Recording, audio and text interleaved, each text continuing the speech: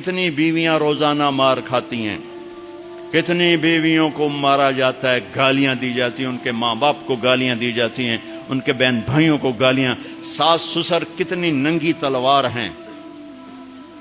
تم سارے علماء مفتی بیٹھے ہو، کہیں ساس بہو کے رشتے کے کوئی حقوق آئے ہیں؟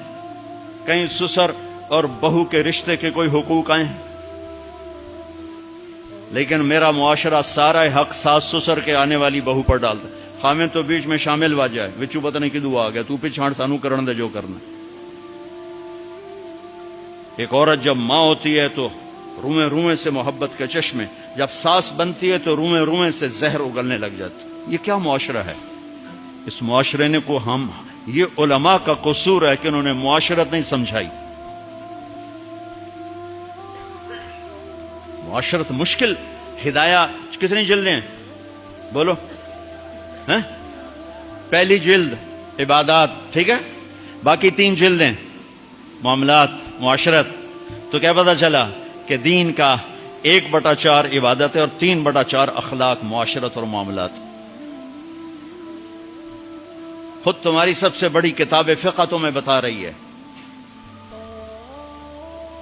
تو اللہ نے یتفکرون کا لفظ وہاں استعمال کیا جہاں واقعی فکر کرے گا تو سمجھ میں آئے گا، ورنہ نہیں سمجھ میں آئے گا۔ اچھا، ایک اس رشتے کی اہمیت اس وجہ سے سینکڑوں آیات ہیں، ایک اس کی کمزوری اس وجہ سے، اس کو بچانے کے لیے، چونکہ ماں بیٹے کا رشتہ ٹوٹتا نہیں، بہن بھائی کا رشتہ ٹوٹتا نہیں، باپ بیٹے کا رشتہ ٹوٹتا نہیں، خاوند بیوی کا رشتہ ایک بول پر ٹوٹ جاتا۔ اس کو بچانے کے لیے ادھر سے ادھر سے ادھر سے ادھر سے، اس لیے یہ فقہا کہیں گے کہ اللہ تعالیٰ نے بیوی کا حق رکھا کہ الگ گھر دو، اگر وہ مالدار ہے تو الگ گھر دے، تاکہ وہ میاں بیوی زندگی شروع کریں، ان کے مسائل تھوڑے ہوں گے۔ بیچ میں ساس بھی آ گئی، بیچ میں سسر بھی آ گیا، بیچ میں نند بھی آ گئی، دیور بھی آ گیا، بھابیاں بھی آ گئیں، وہ دیکھتی ویسی ہی چٹنی بن گئی پہلے دن۔ چند دن پہلے ہمارا ایک ساتھی بتا رہا تھا جی کہ وہ صاحب جب بیوی کو مارتے تھے نا تو ساتھ ان کے ابا بھی آ جاتے، ان کی اماں بھی آ جاتی، ان کی بہن، ان کے بھائی، سارے مل کر بیوی کی پٹائی کرتے تھے، اور بڑا دیندار گھرانہ کہلاتا تھا وہ علاقے کا۔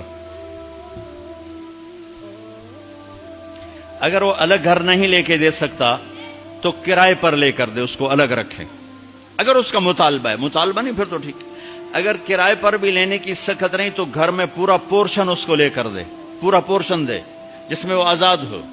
اگر اس کی بھی ہمت نہیں تو ایک کمرہ، ایک کچن، ایک ٹوائلٹ اس کا الگ ہو جس میں اور کوئی نہ ہو۔